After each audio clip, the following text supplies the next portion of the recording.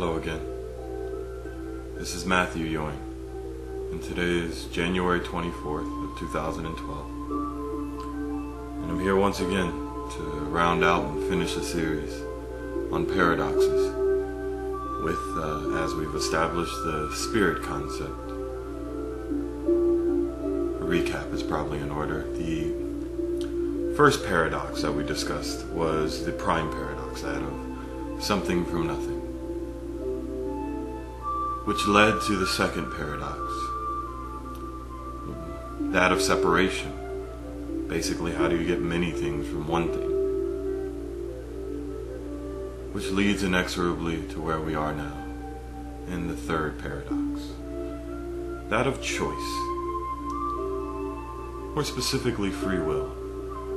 How can you allow many things to have free will when they are in fact one thing? And that leads basically to the body concept of the topic of the choice paradox, that of control. It makes perfect sense. Like, basically what we're discussing now is who has control of the individual life. That is the real question that we're after here when we're discussing these topics of free will. What we're trying to figure out, get to the heart of, is do we really have control over the lives that we live? Well, let's explore the topic based on the principles that we've already discussed. We discussed that you in fact can't get something from nothing. What you get is nothing masquerading as something. And you in fact can't get many things from one thing. You in fact just get many things that are pretending to be separate from the one thing. So the question of how do you have free will if you're just a part of a larger whole, without in effect nullifying the free will of the whole? Well, the answer by logical extension is, well, you don't. What you get is a operational parameter with which you can act within. In essence, you get a safety zone. It's just like when you have a child. You child-proof your house. You go through and you put little plastic covers over the light switches, and you might put up little fences and gates. But within the parameters that you set and within the safety zone that you created, you legitimately will allow your child free reign to play any way they want, as creatively as they want. And to that child, that is free will. Because the child is in essence ignorant of the fact that there are parameters of the world that it's a part of that are off limits to it.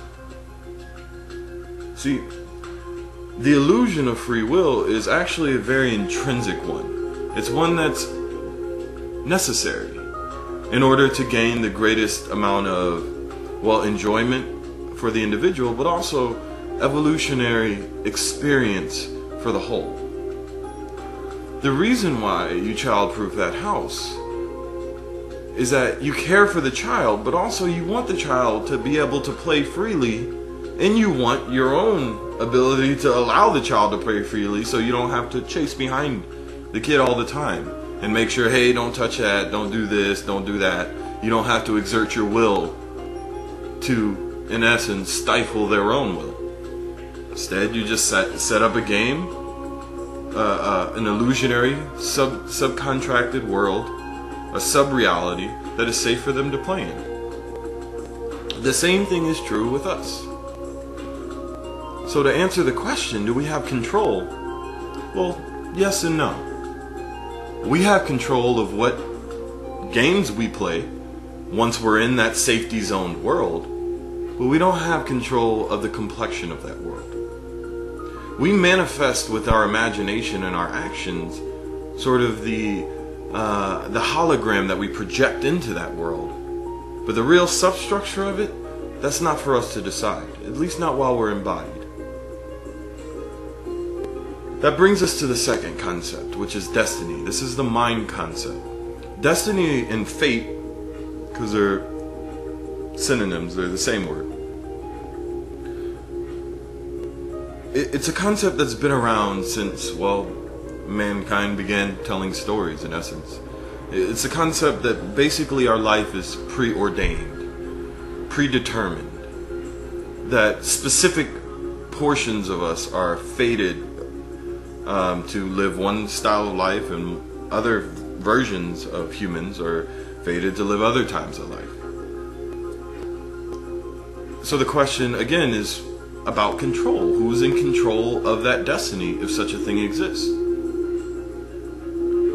From my experience, the only destinies that actually apply are those that you actually step into. Now granted, you're going to give yourself a certain amount of proclivity, tendencies. For instance, Einstein, for instance, you could argue was destined to be a genius scientist. Well, that's not necessarily true. He was definitely a genius by his complexion. How he chose to apply that genius was completely up to him. Completely up to him. Again, it's the same question over and over again. Now, the rules of the game and the child that you become, the person that you become, those are things that you have a hand in but aren't wholly yours to decide. However, what you do with what you have once you've come to sort of embody it, that is up to you. Is there a destiny? If you'd like there to be. Is there a fate? If you want fate. Go ask a cynic if there's a destiny and a fate, and hear them tell you vehemently, of course not. I'm in control of my life. I do exactly what I want to do. And you know what? For them it's true. Go talk to a mystic and ask them if there's a destiny and a fate. Ask a romantic and hear what they have to say. I'd like to think so. I'd like to think that there's one person out there that's fated for me. I'd like to think that I'm sort of meant for great things. For them it's true. See, what we're looking for here is a consistent thread that will allow us to answer these very sort of elusive questions. Questions of control. The honesty of it is, both destiny and fate are just words that we've created in order to try and define the varying interplay of reality. We can intrinsically see that, hey, I can move my hand, I can take this step, I can breathe or not breathe, I can choose to go this way or choose to go that way. So it means that I have a certain amount of control, but I can also tell that there are varying things that are outside of my realm of being able to influence, but they influence my own choices. From that sprung the idea of destiny or fate. Now, that leads us to the spirit concept. I'd like to talk about the four sort of entwined structural versions of the safety room that we're in now. Because make no mistake about it, this is a baby safe room. Somebody went through before us and said, hey, we gotta plug up all the fucking light sockets and, you know, put some carpet down and maybe put up little fences and parameters because we got a baby coming home. It's called nesting. And we want that baby to be safe. We want it to have the opportunity to learn and maybe fall down a little bit and hurt itself, but we don't want it to, like, electrocute itself. So we're going to allow a certain acceptable degree of danger that will allow for the learning process, but at the same time we're going to remove any real threats to the existence. We've also done the same thing as we've been here, but generation after generation, making this world more human friendly, more people friendly. Unfortunately, we've done it at the expense of all the other forms of life that have been here, but we'll discuss such things later. There are four overlying principles that make up this construct. And I like alliteration, so I'm going to go with C. First one is chance. The second one is choice. The third one is convergence. And the fourth one is consequence. Let me take a little time to explain each one. Chance is just, there's a randomness to the nature of life. there is the randomness that allows, in essence, for the choice. If there wasn't a randomness, it means that everything would be set and structured. It means that A would always equal B and B would always equal C, and that if you start here and you go there, you're going to get this. There's no choice in such a thing. That is the definition of a predetermined, preordained world. Not the kind that we live in. The kind that we live in is based first on choice. First on chance, first on the random enterprise, and then within that, within the chaos, we allow for a sort of interpretation of that chaos, and we call that interpretation choice. Goes back to the initial question: do we have control? You have control of your choice. You don't have control of chance. So that you know there's a chance now, and you know that you have a choice, you can become an active participant of it. You can allow those chances to play out.